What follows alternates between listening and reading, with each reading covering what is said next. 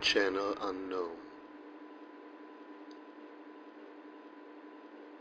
Today I want to talk about a strange incident that happened on the island of Eilean Mor during the winter of the year 1900. The 3 lighthouse keepers who worked on the island mysteriously disappeared one day, and since then they were never seen again.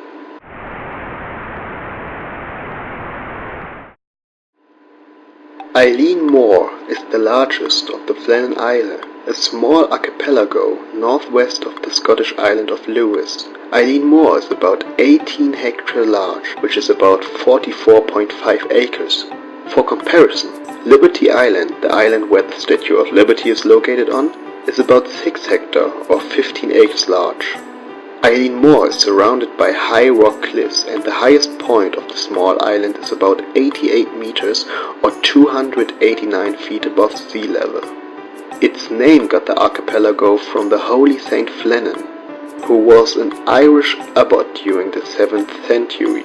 To honor the saint, a shrine was built on the island, but today it's just a ruin. Aside from the old shrine, there is a lighthouse on the island, about 23 meters or 75 feet high. It was constructed between 1895 and 1899 and first lit on the 7th of December 1899. A small steam-powered bogie was used to simplify the construction, and after the construction was finished, it was used to transport supplies for the keepers from the landing stage to the lighthouse. Today the lighthouse is fully automated, and its light can be seen up to 32 kilometers or 20 miles on the ocean.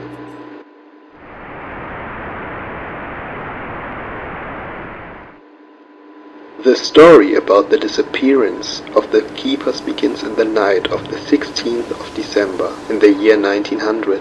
During this night, the steamer Arctur passed by Eilean Mor on its way from Philadelphia to Edinburgh. The crew of the Arctur noticed that the lights of the Eilean Mor lighthouse were off. They reported it as soon as they arrived at the next harbor, but this information wasn't passed on to the authorities. The 3 lighthouse keepers on Eilean Mor were James Ducat, the principal, Thomas Marshall, the second assistant, and Donald MacArthur, an occasional keeper who was on duty for the first assistant William Ross, who was sick at this time.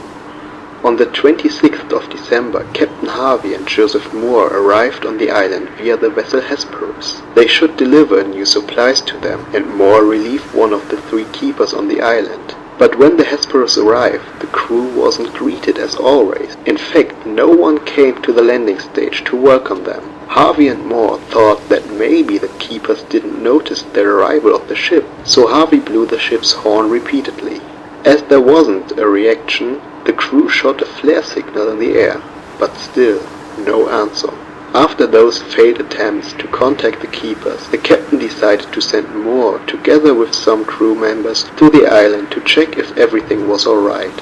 Joseph Moore was the first on the island and made his way up to the lighthouse. In a letter, which seems to be addressed to his supervisors, Moore describes what he found. As he arrived at the lighthouse, he found the entrance gate to be closed, much like the entrance door to the lighthouse. He entered the house and went to the kitchen, where he noticed that the fireplace hasn't been used in a while. During this time, stoves had a little space underneath the hot plate, where an actual fire was lit to cook. Moore made his way through the house to the bedroom, only to find empty beds. He went down to the landing stage and told the other crew members that the lighthouse was empty. Together they searched a second time for the missing keepers. They went up to the top of the lighthouse. The light of the lighthouse was turned off, but it was still working. After their unsuccessful search, the men went back to the Hesperus, where Captain Harvey ordered them to stay on the island and work as keepers in the lighthouse till the authorities decided on what to do. So Moore and the crew members went back to the lighthouse. On the following day, they searched on the island for any hints. At first, there wasn't anything out of the ordinary, but then they reached the western landing stage.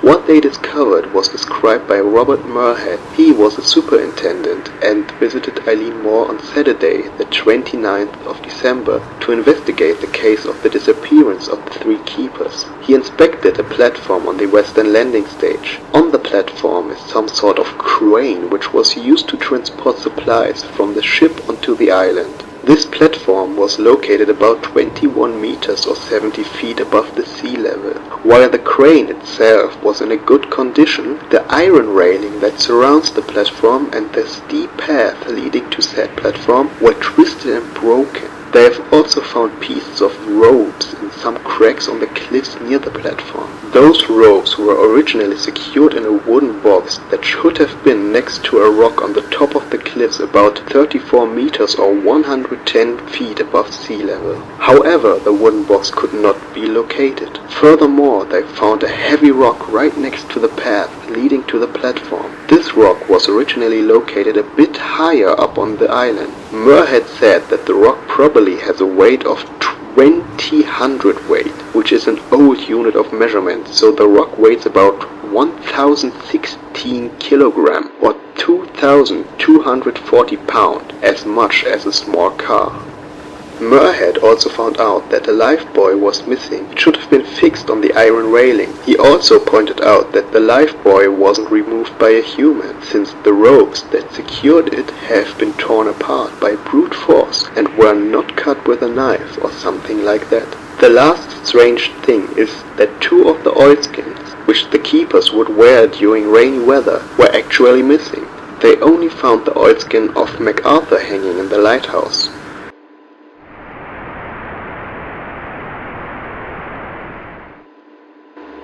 So, what exactly happened to the three lighthouse keepers? Because the bodies of them disappeared, there's no correct answer to that question, but speculation went wide, especially on the internet. So let us go through some of the theories that the people created to explain this mysterious case. First of all, the explanation that Murhead gave, after he carefully examined Eileen Moore and the lighthouse. He logically concluded that the three men could have been washed away by a freak wave and then drowned somewhere in the ocean. But how could it have come to that situation? Why would experienced keepers be outside their lighthouse while those huge waves flooded the island? And can a simple wave be powerful enough to destroy parts of the iron railings and stone pathway? Well, according to Murhead, it could have been that on the 15th of December, the three keepers went outside to secure the wooden box with the ropes in it, because a storm was coming up. It should have went quickly. Go outside, grab the box, go back inside. That's why MacArthur left his oilskin in the lighthouse. But then it all came differently. They went to the western landing stage, where the wooden box was, but then they were surprised by a high wave. The men had no chance and got washed away into the ocean, where their dead bodies have never been found. Murhead confirmed in his report that Eileen Moore is afflicted by big waves from time to time. He said that on the platform at the western landing stage there was originally a different crane, which was destroyed by a giant wave during last winter and had to be replaced with a new crane. So it's quite realistic that a wave could have washed the three keepers away. Murhead also considered that the three keepers could have been blown away by a strong wind gust. But is it possible for a wind gust to be strong enough to blow the three men away and also push a rock that weighs a ton? Well, on rare occasions the wind can actually be strong enough. According to the Beaufort scale, if the wind reaches the speed of 103 kilometers per hour or 64 miles per hour, it is defined as a violent storm and is powerful enough to move rocks like the one on Eileen Moore. We must also consider that even though a violent storm is very rare on the mainland, on the ocean those storms appear much more often. And since the three keepers were on a small island out in the ocean, it is quite possible that they have been blown away by the wind and then drowned in the ocean. A popular theory that spread around the internet is that one of the keepers went crazy and tried to kill himself. The other two tried to help him and somehow they all fell down the steep cliff and drowned. Or one of them went crazy and murdered the other two. He then threw the bodies in the ocean. Because of that he felt guilty and killed himself by jumping off the cliffs. Some even say that they all went crazy and killed themselves. There's also a logbook entry that proved this theory. The entry is from Thomas Marshall's logbook. December 12th. Gale, north by northwest. Sea leash to fury. Never seen such a storm. Waves very high. Tearing at Lighthouse. Everything shipshape. James Ducat, irritable. Later that day. Storm still raging. Wind steady. Stormbound. Cannot go out. Ship passing sounding foghorn. Could see lights of cabins. Ducat quiet. Donald MacArthur crying. December 13. Storm continued through the night. Wind shifted west by north. Ducat quiet. MacArthur praying. Later. Noon. Grey daylight. Me, Ducat and MacArthur prayed. On the 14th December there was no entry in the log. December 15, 1 p.m. Storm ended. Sea calm. God is over all.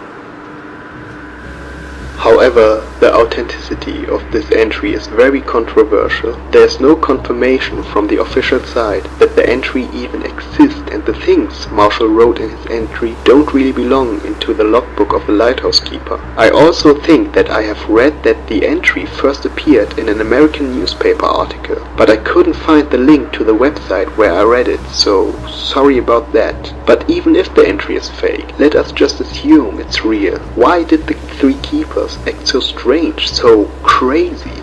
All of them were experienced lighthouse keepers, and yet they still seem to be afraid of the storm. Maybe they actually became crazy. But then there is the question, why would a normal and sane person become insane seemingly overnight without any cause? Some people speculate that maybe the solitude and the isolation on the small island far away from civilization drove the man insane. Even though it is possible to become insane through solitude, it is quite hard to believe that this happened to the keepers. First of all, one wasn't even alone, since there were always two other keepers. Also, the last time the Hesperus visited Eileen Moore with a relief keeper on board was on the 7th December, so the keepers have been alone on the island for only about 2 weeks. And last but not least, all of the keepers had lots of experience working as a lighthouse keeper, so they were quite familiar with the solitude, so it's very unlikely that the isolation drove the man crazy. But then why did the man become insane? There is actually another possibility. The three men could have been poisoned by mercury. Mercury is a strange metal. It is liquid at room temperature and produces a toxic gas. If you inhale the gas over a period of time, you can show serious symptoms of the intoxication. Those symptoms can be sleepiness, headache, dizziness, and on some occasions you can even develop psychosis like paranoia, schizophrenia, and even hallucination. That would explain the strange behavior of the keepers, but where would the mercury come from? This is quite interesting. During the time when the Eileen Moore Lighthouse was built, it was common to use a big tub filled with about 50 liters or 13 gallons of mercury to stabilize the huge rotating Fresnel lenses which focused the light of the lighthouse. So maybe there was a leak in the mercury-filled tub and the poisonous gas leaked through. The keepers maybe inhaled it without them noticing and slowly developed sad symptoms. So is this the cause of the strange behavior of the man? Maybe, but there is something strange with that theory. Why did the poisonous gas didn't affect Moore and the other keepers who worked on Eileen Moore after the mysterious disappearance? They inhaled the same air as the three men, so they should have been also poisoned by the mercury. Maybe they repaired the leak in the tub, but if they did so, I think they would say something about it in the official letters and reports. Maybe they tried to hide something like that from us. Who knows? But anyways, there are a lot of other theories on the internet. Lots of people think something paranormal happened to the three men. They say the man got cursed by the ghost of Saint Flannan and turned into seagulls or raven. Some say they were abducted by aliens or Russian spies or a ghost ship. Some even think a sea monster ate them alive. I, for myself, think those theories are just fiction, and there are the more logical explanations, like the one Moore had concluded, or the theory with the mercury poisoning. So I rather believe something like that happened to the man. But till today, the three keepers are still missing, and that means that even the logical explanations are just speculations, and the only truth disappeared together with the three keepers of the Eileen Moore Lighthouse. Well, now I'm interested in your opinion. What do you think happened to the three men? Do you think they got washed away by a freak wave or by a storm? Or could it be that they somehow went crazy? Or do you believe that something more sinister happened to them? Are there any other theories or explanations? Or did I maybe overlooked something important? Please let me know in the comment section under the video. If you enjoyed my video, please consider giving it a thumbs up. You can also share my video with your friends and family or people who you think might be interested in this video. If you do so, you really help this channel out. So thank you for that. You may also want to subscribe to my YouTube channel and turn the notification bell on. That way YouTube notifies you if I upload a new video. And at last, I want to thank you for watching this video. I hope it was interesting and maybe a bit thrilling. Anyways, I hope we meet in my next video again. Until then, take good care of yourself.